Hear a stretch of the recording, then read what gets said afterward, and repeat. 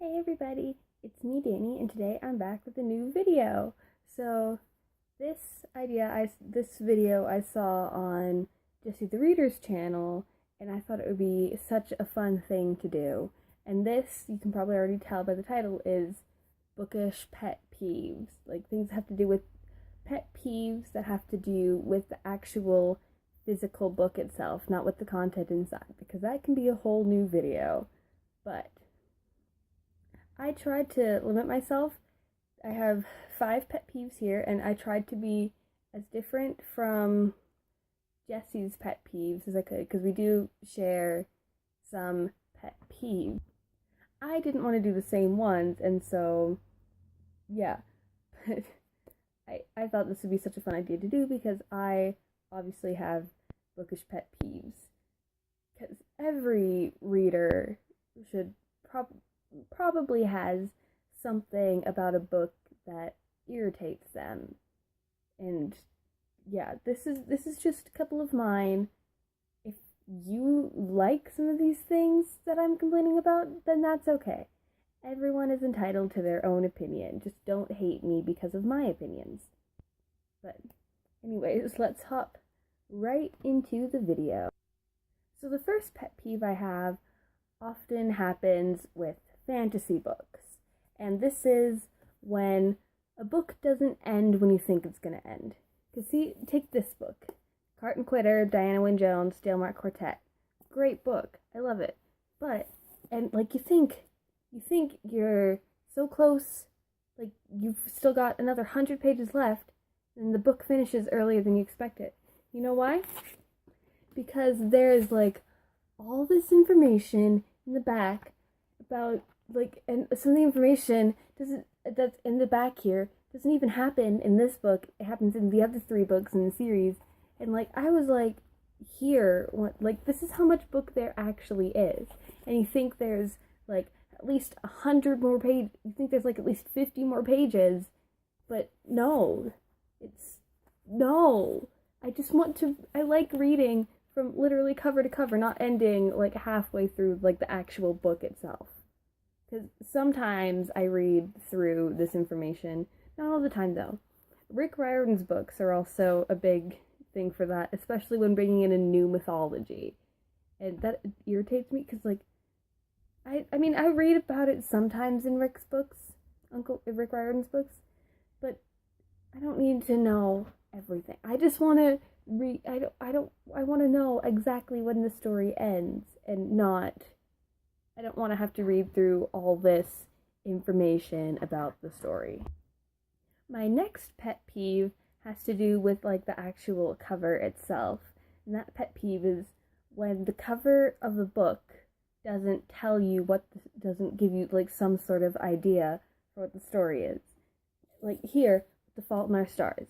This is a great book. I love it. It's about 2 kids with cancer trying to deal with the cancer, then falling in love, and it's cute. One of the few contemporaries that I've read.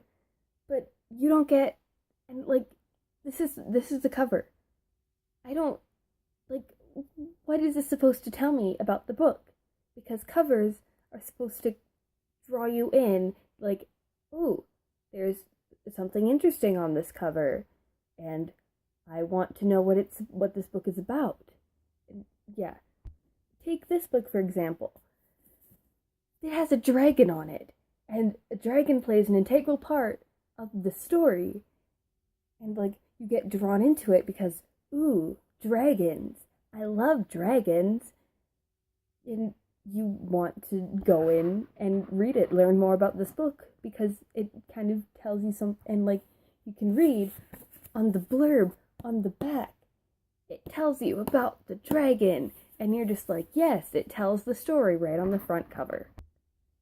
Tifios doesn't do that, however. It's just 2 bubbles for the title and 2 clouds for the title and the author. And I'm just what is the story about? I don't know. I mean, I do love this book.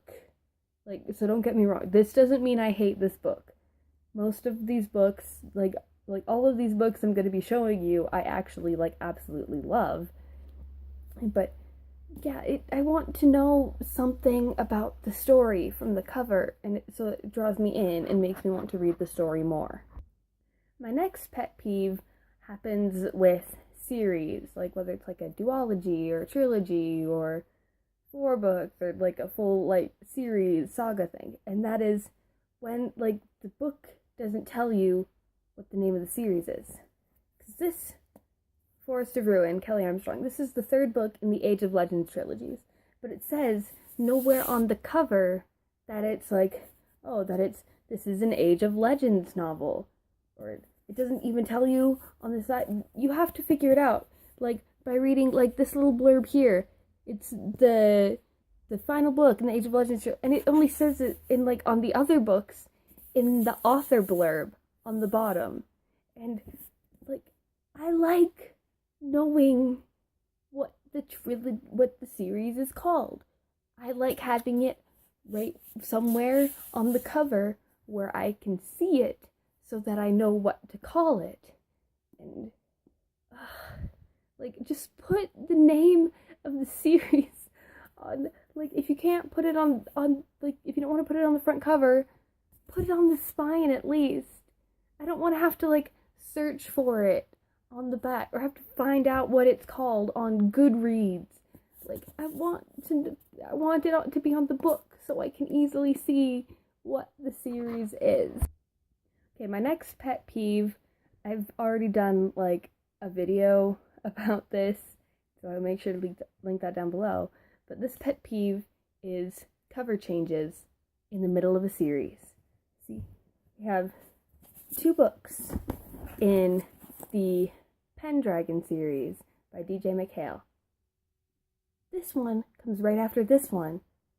You wouldn't think they're in the same series because the covers changed.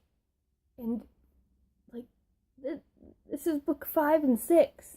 It's literally right in the middle of the series. Like the second half of the series comes out with a different cover, and I want my series to match, and they can't match if you have a cover change in the middle of the series. Like I said, I have a whole video ranting about cover changes. So if you want to see more examples of that, I will link that down below. I'm going to stop talking because this will be like an hour-long video, and nobody wants to see that. My final pet peeve I have for you guys today is when books have a really long title. Because we all know Sarah J. Maas's ACOTAR series, A Court of Thorns and Roses. That's a long name, but I don't have that, but I haven't read it yet. I want to, but I haven't read it. But what book I have for you here is The School for Good and Evil, The Last Ever After. Such a long title. Like, this title can take up like this entire 600-page book. That's how long it is. And so like it can be a little bit shortened because this is like The School for Good and Evil is the series name, but still, The Last Ever After is still a lot of syllables.